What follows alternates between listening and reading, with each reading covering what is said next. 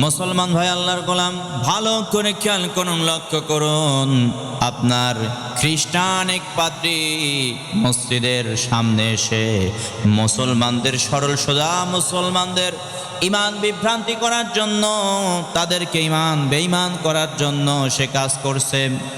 এবার একটা মুসলমান, একজন পাক্কা ইমানদার চিন্তা করলেন, আহারে আমাদের ইমান, সরল সোজা মুসলমানের ইমান নষ্ট করার জন্য এই রকম মসজিদের সামনে বসে একটা খ্রিস্টান ডাক দিয়া বলছেন, ও মুসলমান,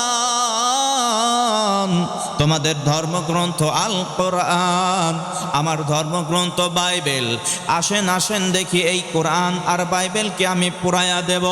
যে ধর্মগ্রন্থটা পড়ে যাবে সেই ধর্মগ্রন্থটা বাতিল বলে গণ্য হবে, আর যেই ধর্মগ্রন্থটা আপনার পড়বে না সেটা হক পথে, সেটাই সঠিক, সেটাই গ্রহণযোগ্য হবে।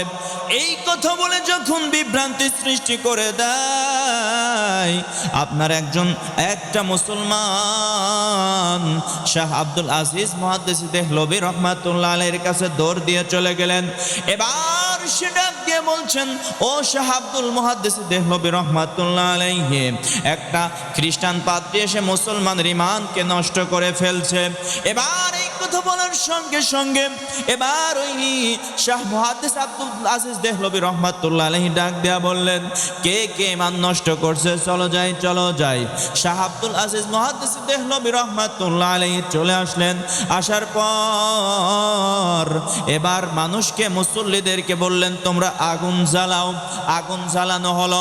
এবার শাহ আব্দুল মুহাদ্দিস দেহলভী রহমাতুল্লাহ আলাইহি ডাক দেয়া বললেন, ও পাদ্রী, তুমি এক কাজ করো, এটা তো পুস্তকের কোরআন শরীফ এবং বাইবেল তো কাগজের কিতাব, কাগজে লিখিত একটা কিতাব।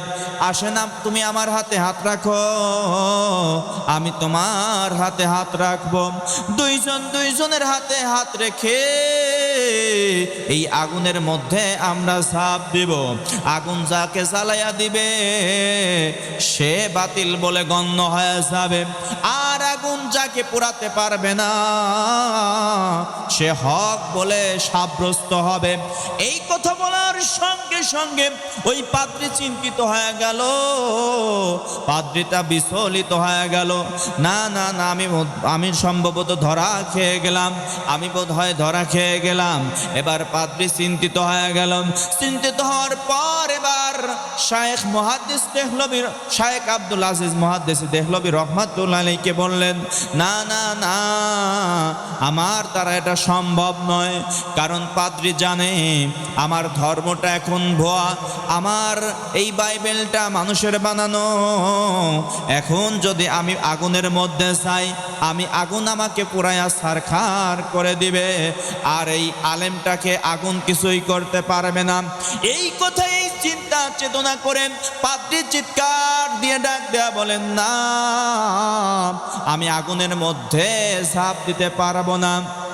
মুসলমান ভাইরা আমার, কারণ আমাদের জাতির পিতা ইব্রাহিম আলাইহিস সালাতু ওয়াস সালাম মিল্লাতা আবিকুম ইব্রাহিম ওয়া সাম্মাকুমুল মুসলিমিন, মুসলমানদের জাতির পিতা ইব্রাহিম আলাইহিস সালাতু ওয়াস সালাম, যিনি মুসলমান, আমাদের নাম মুসলমানের নামকরণ করেছেন। ইব্রাহিম আলাইহিস সালাতু ওয়াস সালামকে যখন আপনার নমরুদ আগুনের অগ্নিকুণ্ডের মধ্যে নিক্ষেপ করল, নিক্ষেপ করার পর আমার আল্লাহ তাআলা অর্ডার দিয়ে দিলেন, কুল্লা ইয়া নারু কুনি বারদাও ওয়া সালামান আলা ইব্রাহিম, হে আগুন তুমি ইব্রাহিমের জন্য নাতিশীতোষ আরামদায়ক হয়ে যাও। জোরে কান সুবহানাল্লাহ। আমাদের জাতির পিতাকে আগুন একটু একটা সেকেন্ডের জন্য পোড়াতে পারে নাই।